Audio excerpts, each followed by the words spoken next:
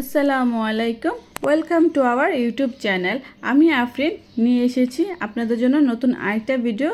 চলুন দেখে আসি কিভাবে ঘরে থাকা অল্প উপকরণ দিয়ে কুরকুরে এই মজাদার মুরালি তৈরি করা যায়।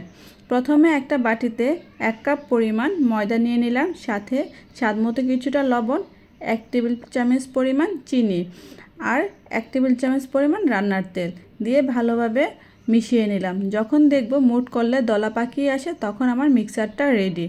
এই পর্যায়ে আমি এর মধ্যে কুসুম গরম পানি দিয়ে একটা নরম সফট ডো তৈরি করব। যখন ডোটা আমার হাতে লেগে আসবে না তখন এই ডোটা রেডি। এবার এর মধ্যে সামান্য কিছু রান্নার তেল ইউজ করে তারপর এটাকে 10 মিনিটের জন্য রেস্টে রেখে দেব। 10 মিনিট পর দেখুন আমার ডোটা কতটা সুন্দর সফট স্মুথ হয়েছে। এই পর্যায়ে এটাকে আমি ভালোভাবে আরেকটু মথে নেব।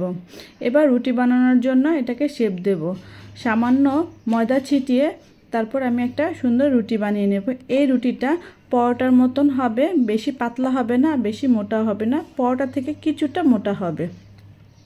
এভাবে ঘুরিয়ে ঘুরিয়ে সুন্দরভাবে আমি একটা রুটি বানিয়ে নেব। রুটি বানানো যখন হয়ে যাবে তখন এটাকে আমি একটা ছুরির মাধ্যমে স্লাইস করে করে কেটে নেব। এই কাটার স্লাইসগুলো বেশি মোটাও হবে না, আবার বেশি চিকনও হবে না, মিডিয়াম একটা সাইজে আমি লম্বা লম্বা করে কেটে নেব। এভাবে সবগুলো একই নিয়মে কেটে নেব। তারপর যখন এগুলো কাটা হয়ে যাবে তারপর মাঝখান থেকে আবারও আমি এটাকে একটানে কেটে নেব। এটা বেশি ছোট ছোট করা যাবে না, মোটামুটি মিডিয়াম একটু লম্বা লম্বা রাখলেই হবে। এবার মাঝ বরাবর একটু কেটে নেব। তারপর একটা ট্রের মধ্যে একে একে এগুলোকে তুলে নিয়ে নেব যেন একটার সাথে আরেকটা লেগে না যায়।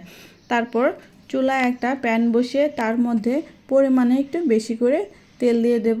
তেলটা যখন গরম হয়ে আসবে তখন তার মধ্যে এগুলো একে একে ভাজতে দিয়ে দেব। এটা ভাজার সময় লক্ষ্য রাখতে হবে চুলার হিটটা যেন মিডিয়াম টু লো আঁচে থাকে। বেশি হাই হিটে ভাজলে উপর থেকে কালার চলে আসবে ঠিকই, কিন্তু ভিতর থেকে ক্রিস্পি হবে না। একটু ধৈর্য নিয়ে অনেকটা সময় ধরে এটাকে মিডিয়াম আঁচে ভাজতে হবে, বেশি তাড়াহুড়া করা যাবে না। ভাজার সময় একটা যেন আরেকটার সাথে লেগে না যায় তাই ছাড়িয়ে ছাড়িয়ে দিতে হবে। যখন সবগুলো সুন্দরভাবে ভাজা হয়ে যাবে তখন এগুলোকে উল্টিয়ে আরেক পিঠও সুন্দরভাবে ভেজে নেব। যখন এটার কালারটা চেঞ্জ হতে থাকবে, গোল্ডেন টু ব্রাউন কালার হবে, তখন এগুলো আমার ভাজা কমপ্লিট। এবার এটাকে চুলা থেকে নামিয়ে নেব এবং ঠান্ডা করতে দেব। এই পর্যায়ে আপনারা ইচ্ছা করলে এয়ারটাইট বক্সে রেখে 1 মাসের মতন সংরক্ষণ করতে পারেন। এটা এভাবেও খেতে খুবই মজা লাগে। তারপর চুলায় একটা প্যান বসিয়ে আমি শিরা তৈরি করে নেব। শিরার জন্য 1 কাপ পরিমাণ চিনি আর আধা কাপ পরিমাণ নর্মাল পানি দিয়ে এটাকে জাল উঠাতে থাকবো। যখন ভালোভাবে জাল হয়ে যাবে এবং চিনিটা গলে যাবে, গলে একটা সুন্দর লাসা লাসা তৈরি হয়ে আসবে, কী পর্যায়ে আমি একটু দেখিয়ে দিচ্ছি, আপনারা দেখুন।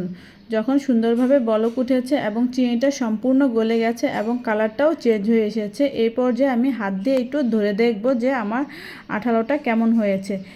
যে এরকম যদি হাতে বেজে বেজে আসে তার মানে আমার এই শিরাটা রেডি। এখন আমি এর মধ্যে এগুলো দিয়ে দেব এবং ভালোভাবে মিশিয়ে একটু অল্প আঁচে নাড়াচাড়া করে তারপর রান্না করে নেব। বাস তৈরি হয়ে গেল আজকের মজাদার মুড়মুড়ে মুরালি। এটা আমরা ছোটোবেলায় মেলায় অনেক খেয়েছি, মেলায় গিয়েছি আর মুরালি খেয়েছি না, এটা খুবই কম। এভাবে বানিয়ে প্রায় 15 দিনের মতন নর্মালে সংরক্ষণ করা যায় আর ফ্রিজে 1 মাসের মতন সংরক্ষণ করা যাবে।